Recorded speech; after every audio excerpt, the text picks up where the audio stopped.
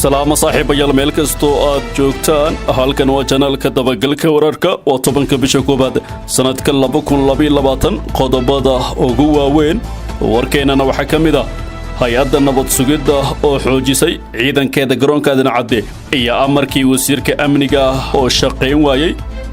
beelaha hawiye oo soo saaray go'aano xasaasiya oo ku aadan xaalka uu ku jira dalka iyo khilaafka u dhaxeeya Farmaajo iyo Roble guddiga doorashada oo ka hadlay go'aanadii ka soo baxay shirkii lagu soo gabagabeeyay Muqdisho Axmed Macalin Fiqi oo faahfaahin ka bixiyay qorshaha banaanbaxa ka dhanka ah afgambigii 27 Diseembar iyo cidda fasaxday iyo madaxweynaha Eritrea oo ka hadlay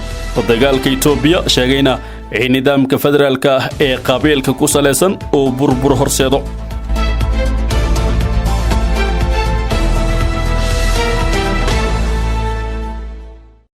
intaasi saaxiibayaal waxay ahaayeen qodobada ugu doorka roon warka janaalka dabagalka wararka aad ku cusubtahay janaalkan ku soo biiro subscribe saar muuqaalkan like saar share gare oo la wadaag saaxiibada od ku maasan tahay inaad ka mid tahay saaxiibada dhawee janaalkan haatana aan idinku wareejiyo waryaheena oo inoo soo gudbinaya wararkaasi oo faahfaahsan aad baad u mahadsantahay halkan waa janaalka dabagalka wararka daawadayaal haatana markaanu sii ambaqaadno qodobada warka janaalkana nisa ayaa xoojisay ciidankeeda ku sugan gudaha garoonka diyaaradaha Aadan Cadde ee magaalada Muqdisho xilli ay muuqato inuu shaqayn waayo amarka wasiirka amniga xukuumadda Roble wasiirka amniga ee xukuumadda xilgaarsiinta Soomaaliya Cabdullaahi Maxamed Nuur wuxuu bilowgii toddobaadkii hore ku amray hogaanka hay-adda nabad sugidda iyo sirdoonka qaranka in ciidanka nisa laga saaro gudaha garoonka diyaaradaha Aadan Cadde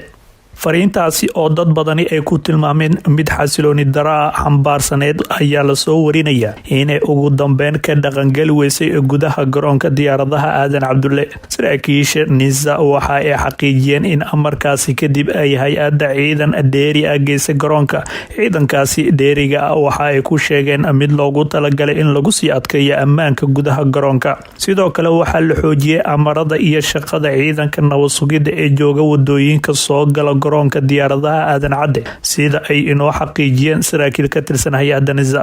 dabagal aanu ku sameynay waxa ka fulay amarkii ka soo baxay wasiirka amniga ayaan ku ogaanay in xukuumadda federaalka ee ka gaabsatay oo aysan ku adkeysan soo jeedintaasi sababta ay xukuumaddu uga dhuumatay dhaqangelinta amarkaasi waxa lagu sheegay inay sabab u tahay inay toos uga horyimaadeen wakiilada iyo safiirada beesha caalamka ee degan daafaha garoonka Aadan Cadde iyo maamulka diyaaradaha caalamiga ay yimaado Soomaaliya kuwaasi oo fariintaasi ku tilmaameen mid dhaawacaysa shaqada diyaaradaha inkastoo ay ciidanka nisa ay dhibaatooyin badani ka geysteen gudaha garoonka oo marar badan ay xayireen muwaadiniin Soomaaliyeed oo xaq u lahaa inay safraan haddana in nisa ay ka baxdo gudaha garoonka Aadan Cadde waxay su'aal dul dhigaysaa shaqada garoonka ajaanibta xaalana degan iyo duulimaadyada caalamiga ee yimaada gudaha magaalada Muqdisho ciidanka nisa waa ciidan si gaar ah loogu tababaray inay ka hortagaan dhibaatooyinka al-shabaab sidaas daraadeed waxay banaanka ka ilaaliyaan xarumaha muhiimka ah ee dalka kuwaas oo ku jiro garoonka Aadan Cadde oo ma badna inuu wasiirka amniga Cabdullaahi Maxamed Nuur ka shalaayay inuu shaqayn waayo amarkiisii garoonka Aadan Cadde marka loo eego sida uusan amarkaasi munaasab ugu ahayn xaaladda amni ee dalka iyo sida dad badani uga soo horjeesteen dagaalka u dhaxeeya madaxweynaha waqtigu ka dhamaaday ee Soomaaliya Maxamed Cabdullaahi Farmaajo iyo ra'iisul wasaaraha xukuumadda xilgaarsiinta Roble wuxuu aaday dhanka amniga waana sababta uu Cabdullaahi Maxamed Nuur u qaatay tallaabadan walaaca gelisay ammaanka garoonka diyaaradaha Muqdisho haddii uu sii socdo loolanka xoogan ee awoodda ciidanka ah ee u dhaxeeya labada nin ee Farmaajo Roble waxa la aaminsan yahay in uu si taban u saameyn karo hay'adaha iyo xarumaha muhiimka ah ee dowladda federaalka Soomaaliya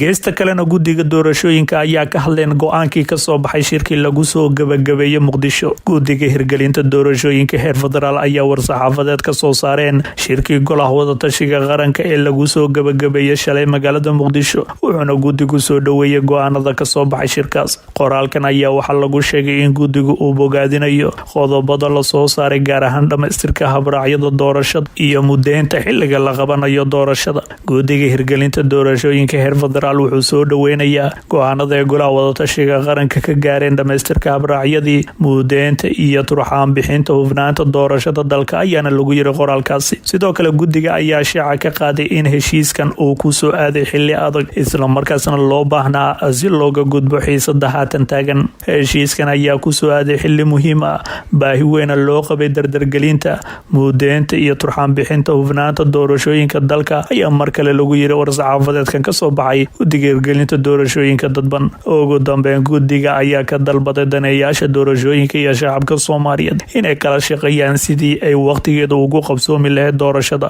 Arrintan ayaana ku soo aadayso iyadoo ay golaha wadatashiga qaranka aysan shirkooda kusoo hadal qaadin khilaafka ka dhex jira ee guddiga doorashooyinka ee ka dhashay tallaabadii uu qaaday Roble, waxayna taasi muujinaysaa inay ansax tahay xubnihii laga eriyay shaqada. Si kastaba heshiiskan cusub oo ay gaareen golaha wadatashiga qaranka oo ay ugu muhiimsan tahay in doorashada lagu soo gabagabeeyo 40 cisho ayaa ku soo aaday xilli xasaasi ah isla markaasna ay dood xoogani ka taagan tahay hanaanka doorashooyinka dalka.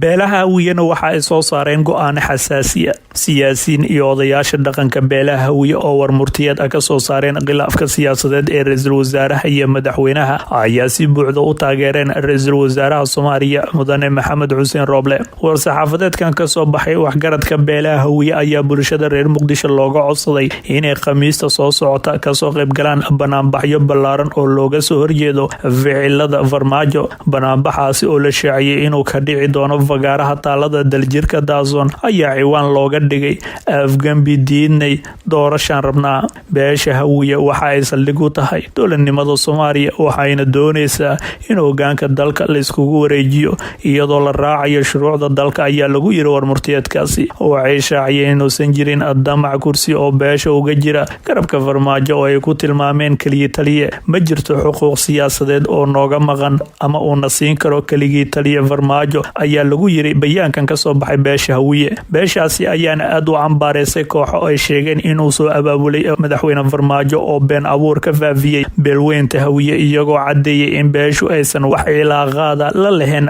farmaajo. Waa sida hadalku u dhigeen. Kooxdani waxa ay wareejinayaan inay shireen farmaajo iyo beesha hawiye. Waxaan shacabka Soomaaliyeed u cadeynaynaa inuusan jirin haba yaraatee wax kulana oo aan la yeelanay madaxweyne farmaajo ayaa lagu yiri war-saxaafadeedkan ka soo baxay beesha hawiye. Sidoo kale beeshu waxa ay cadeysay inaysan jirin sabab ay hadda kadib xataa ula kulanto farmaajo maadaama aysan waxba uga xirneen. Waxaan cadeynaynaa inaysan jirin cid wakiilka ah beesha hawiye oo la kulmaysa madaxweynihii hore kaligii taliye farmaajo ayay ku yiraahdeen bayaankooda. Sidoo kale beeshan ayaana si buuxda u garab istaagtay shirka golaha wadatashiga qaranka iyo howlaha guusha ee ra'iisul wasaaraha iyo xukuumaddiisa. Waxaan u cadeynaynaa ummadda Soomaaliyeed inaan u dulqaadan doonin cid kasta oo xagal daacinaysa dadaalada uu wado ra'iisul wasaare Roble kuwaasi oo ku saabsan qabashada doorasho xor iyo xalaal ah oo si nabada dalka uga dhacda ayaa lagu yiri. Ugu dambeyn war-saxaafadeedkan ka soo baxay odayaasha dhaqanka iyo siyaasiyiinta beelweynta hawiye.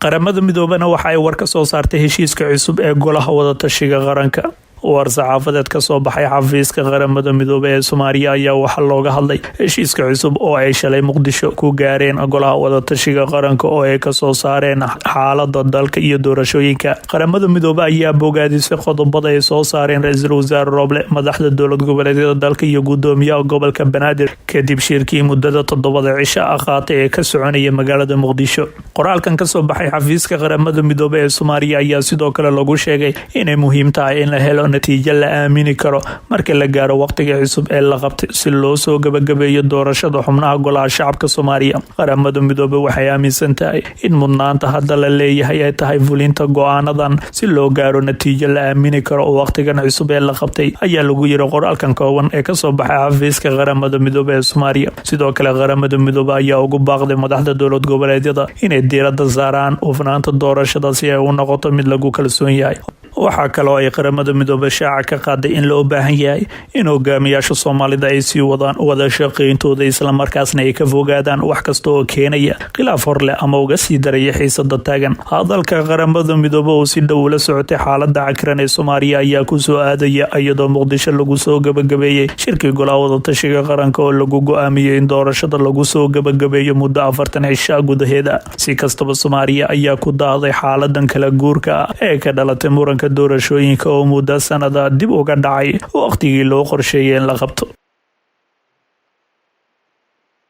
geesta kalena Fiqi ayaa faahfaahiyay qorshaha banaanbaxa ka dhanka ah falkii afgambiga lagu tilmaamay ee 27 Diseembar dhacay iyo cidda fasaxday dibadbaxaasi. wasiirkii hore ee amniga Galmudug Axmed Macalin Fiqi ayaa ka hadlay banaanbaxa 13 bishan ka dhici doona Muqdisho sida la qorsheeyay. wasiir Fiqi ayaana sidoo kale weerar afka ah ku qaaday xubnaha taageera Farmaajo. Fiqi ayaa sheegay in banaanbaxaasi oo dhacaya Khamiista soo socota ay ogolaansho uga haystaan wasaaradda amniga Soomaaliya isagoo wax lala yaabo ku tilmaamay in xubno ka tirsan gobolka Banaadir ay ku goodiyeen inay ka hortagayaan isku soo baxaasi.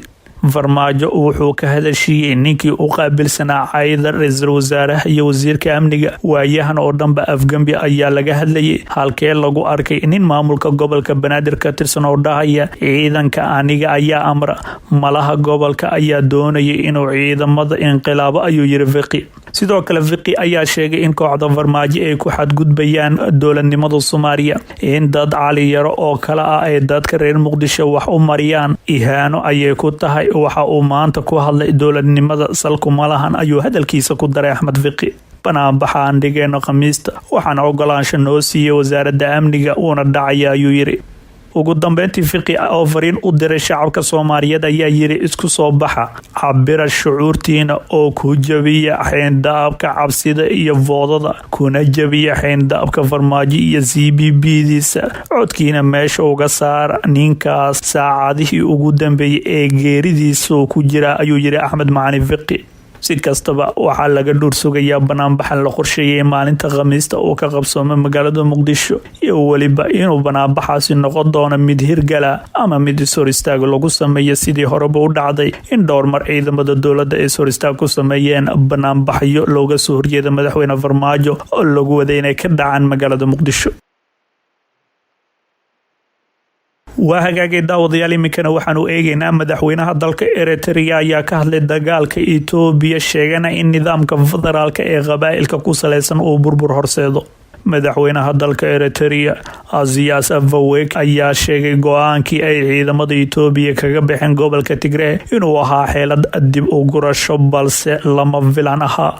Azias oo wareysi dheer siinaya warbaahinta afka dowladdaasi ku hadasha wuxuu wareysigiisa kaga hadlay doorka uu dalkiisa ku lahaa dagaalka Tigray siyaasadda gobolka iyo arrimaha caalamiga. siideyntii uu Abiy Ahmed ku sii daayay maxaabiista siyaasadeed ee fallaagada TPLF uuna ku sheegay inuu uga gol leeyahay dib u heshiisiin qaran iyo inuu u gogol xaaro. waxaa sidaas oo kale Azias laga filayay inuu isna sii daayo maxaabiista siyaasadeed ee u xiran dalkiisa taasoo niyad-jab xoogan ku abuurtay muwaadiniinta Eritrea iyo qurba joogta dalkaasi oo filayay Azias inuu qaadan doono go'aan la mid ah kan uu qaatay saaxiibkiisa Abiy Ahmed. dagaalka gobolka Tigray markaanu eegnay waxa uu ka yiri Azias Afwerki oo wareysigan warbaahinta dowladda uu siinayay wax laga weydiiyay dagaalka ka socda waqooyiga dalka Itoobiya gaar ahaan gobolka Tigray wuxuu ku dheeraaday dagaalkaasi waxa keenay iyo doorka uu ku lahaa. wuxuuna sheegay inay lama filaan ku noqotay kadisna ay ahayd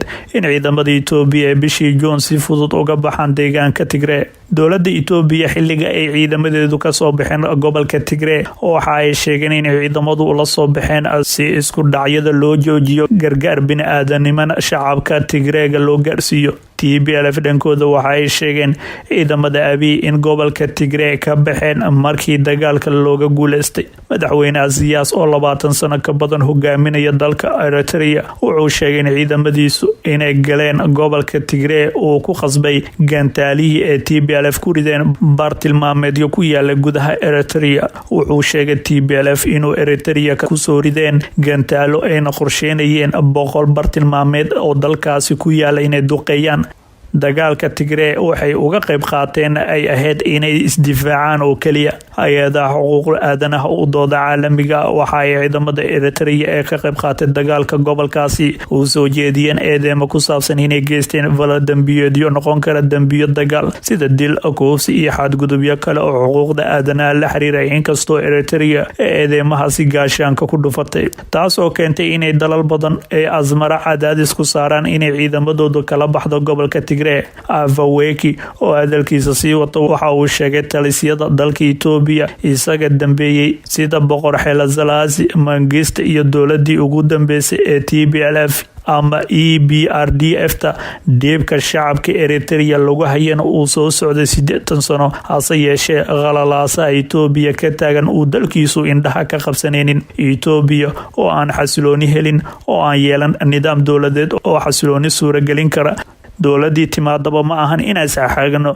marka door ayaa nooga aadan, marka gacmaha kama laabanayno waxa Itoobiya ka socda, ayuu yiri. Waxaa kaloo uu madaxweynuhu wareysigiisa ku sheegay sanadii ugu dambeeyay uu talada dalka Itoobiya hayay Abiy Ahmed inuu rajeynayay inay wax badan isbedelaan, balse fallaagada TPLF iyo wadamada xulafada la oo uusan magacaabin ay diideen isbedelka ka dhacay dalka Itoobiya, isla markaasna ay hurinayaan dagaalka waqooyiga Itoobiya. haddaba mar uu ka hadlayay arrimaha la xiriira nidaamka federaalkana madaxweyne Aziz Afwerki oo lagu yaqaano naqdinta nidaamka federaalka oo ay qaateen wadamada gobolka qaarkood gaar ahaan nidaamka ku saleysan qabaa'ilka ayaa mar kale wareysigiisa ku soo hadal qaaday arrimahaasi. Nidaamka federaalka ee Itoobiya ka jira waa mid qabaa'il ku saleysan, dhibka laga dhaxlana waa kan dalka Itoobiya uu horseeda qalalaasaha sanadii ugu dambeeyay ka taagnaa. wuxuuna sheegay nidaamka ee federaalka qabaa'ilka ku saleysan inuu yahay mid ay shacabka wadamadaasi ay doonayeen, balse ay yihiin mid dabada ka riixayaan xoogag shisheeye oo doonaya kala qaybsanaanta qowmiyadaha dalkaasi ku wada nool, isaga oo carabka ku dhuftay nidaamka dooliga ah ee u wanaagsan inuu yahay kan midnimada ku saleysan waadinimadana qofka isaga oo aan loo eegaynin qabaa'il ama qowmiyad uu ka soo jeedo. madaxweyne Aziz Afwerki arrimaha gobolka mar uu ka hadlayay waxa uu sheegay inuu aad uga walaacsan yahay arrimaha ka socda wadamada gobolka sida Soomaaliya iyo Suudaan, kala qaybsanaanta iyo dagaalka ka dhacay Soomaaliya 30 sano ee ugu dambeeyay waxa uu yahay mid walaac weyn nagu abuuray. Suudaan waxay ahayd heesa ayuu yiri wadadii Soomaaliya ee soo martay 30 sano ee ugu dambeeyay mid lamid ah. arrimaha caalamiga ah mar uu soo hadal qaaday Aziz wareysigiisa waxa uu ku karbaashay dowladda Mareykanka oo uu ku sheegay inay doonayso inay mar waliba waxa dunida ka dhacaya iyada oo kaliya xasiliso, iyada oo danaheeda gaarka ka dhex raadinaysa. Eritrea siyaasadeeda uma hoggaansanto go'aankii uu lahaa Mareykanka. Siyaasadii ka dhalatay waxa ay keentay muwaadiniinta dalka Eritrea in ay la daaladhacaan cadaadiskii ee Washington dalkooda siyaabo kala duwan u saartay. dagaaladii ay Asmara la gashay wadamada dariska la ahaa waxay ahaayeen ayuu yiri kuwa ay soo maleegeen madaxdii iskaga dambeysay dalka Mareykanka sanadkii dhammaad ee 2021 oo kaliya Mareykanka wuxuu Eritrea uu saaray buu yiri 2 cunaqabateen. wasiirka arrimaha dibadda dalka Shiinaha oo dhawaan booqday dalka Eritrea wuxuu cambaareeyay cunaqabateynta Eritrea la saaray. madaxweyne Aziz oo soo hadal qaaday booqashadaasi wasiirka arrimaha dibadda Shiinaha wuxuu sheegay xiriirka istiraatiijiga ee labada dal u dhaxeeyay inay haatan xoogeysatay lana joogo xilliga heshiisyadaasi la meelmarin lahaa. guud ahaan daawadayaal wanageynta warkii oo aad kala socoteen janalka dabagalka wararka, fadlan haddaad nagu cusubtiin nagu soo biro subscribe saara janalkan si aad uga mid noqotaan saaxiibada sida joogtada weelo wararkii warbixinada 24 saacan halkan ku baahino. aragtidiina halkaas noogu reeba muuqaalka shir gareeya laagtiin waa inuu muhiim daawadayaal waana ku mahadsantiin daawashada iyo la socodka warka janalka dabagalka wararka.